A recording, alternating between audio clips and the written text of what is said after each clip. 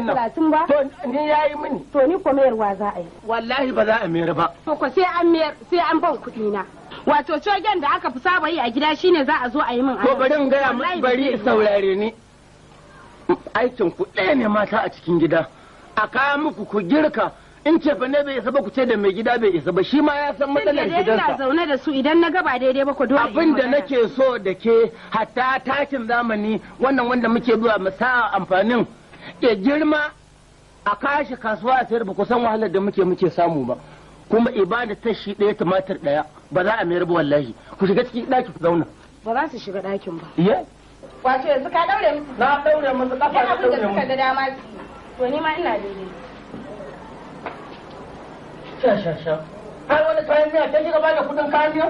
Isa ko min tashi ɗaya tumatir ɗaya.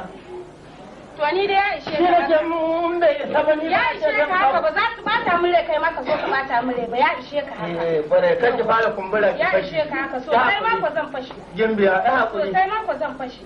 To wallahi za a koma ƙauye za a je can a kai musu gani ba za a yi gidan ubansu ne ba inda za su. Kina nufin yanzu yaran duk zaman da yake da su ba ke yadda da su ba a matsayin bara kike zaune da su? Ai ba wai dan ban haife su bane idan ma da nawa a cikin su wallahi sai na yi musu abin da ya fi haka.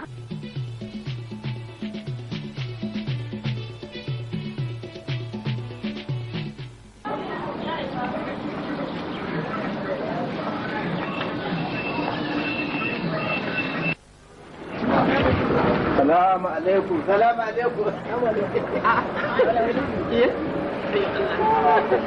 Barka dai. Lafiya lau.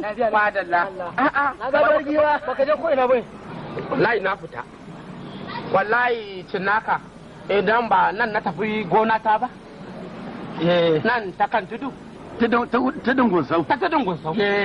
Ka san yar mota nake hawa haka sai in je gurin saboda gajiya yadda abin yake saboda dan tazararta. Ka ga mu.